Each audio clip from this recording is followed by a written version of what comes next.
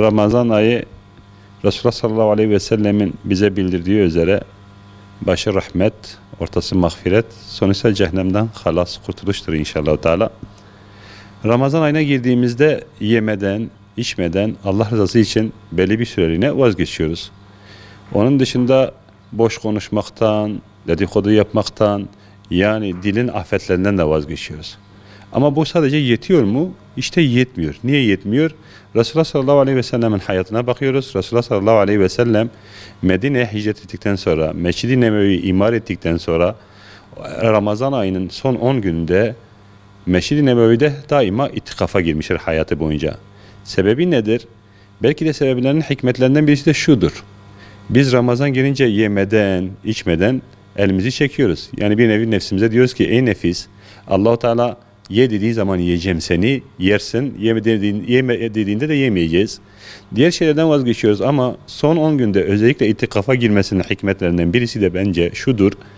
Yani biz kendi nefsimize şunu söylüyoruz. Ey nefis diyoruz.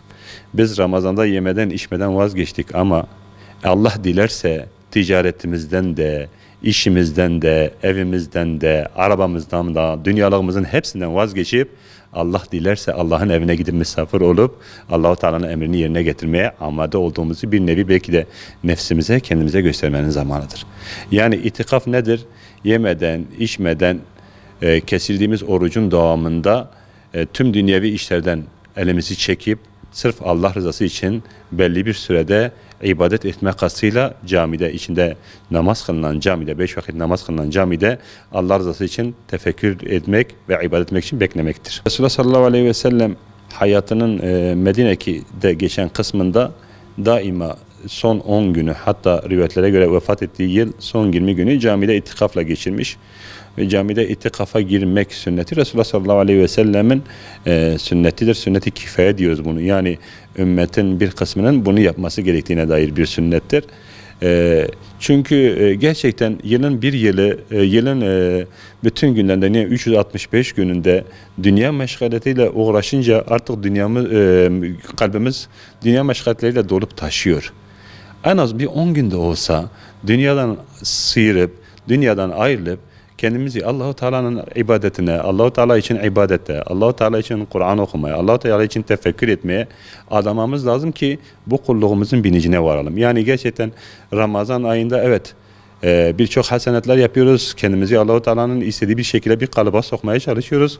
Ama bu özellikle son 10 günde, yani böyle Resulullah sallallahu aleyhi ve sellemin cehennemden kurtuluştur dediği son 10 günde biz de bu dünyalığı terk edip camide Allah'a kendimizi ibadete verirsek inşallah Teala Resulullah'ın kazandığı o sevaptan kazanır ve inşallah Teala belki bu dünya sevgisi bir nebze de olsa kalbimizde azalır. Gerçekten itikaf konusundaki sünnet olması konusunda toplumumuzda bir gevşeklik var. Yani toplum bunun belki hayrını, hasenatını yeterince bilmiyor. Belki de toplum bunu yeterince okumamış, yeterince görmemiş. Bundan dolayı toplumda bir gevşeklik var. Belki de bunun sebeplerinden birisi de fazla da dünyaya dalmışız. Fazla da dünya işlerine dalmışız. Dünya işlerine daldığımız için 10 gün dünyadan nasıl kopabilirim? 10 gün dünyadan koparsam neler gelir başıma gibisinden bir korku, belki bir endişe oluşmuş bizden. Belki de şeytan bunun sevabını çok iyi bildiği için bu sevaptan da bizi mahrum etmek için habire içimize vesveseler koyuyor. Habire bizi camiden uzaklaştırmak için çaba sarf ediyor. Yani gerçekten elhamdülillah çok şükür artık camilerimiz bunun için müsaittir. Gerek fiziki anlamda gerekse diğer konularda.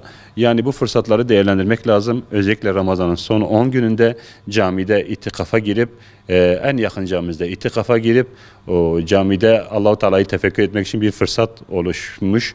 Onu değerlendirmek lazım. İşin doğrusu biz camimizde daha önceki yıllarda itikafa giren kardeşlerimiz vardı. Ama bu yıl itibariyle maalesef şu anda itikafa girenler yok.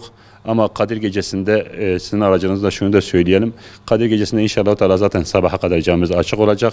Bununla ilgili sahurluk dağıtımı noktasında yemek fabrikalarına siparişlerimizi vermişiz. Bütün kardeşlerimizi burada en azından bir günde olsa, yılda bir günde olsa sabaha kadar camide kalmalarını tavsiye ediyoruz. İnşallah Teala Rabbim onların gelip burada kalmasına bir şekilde vesile oluruz.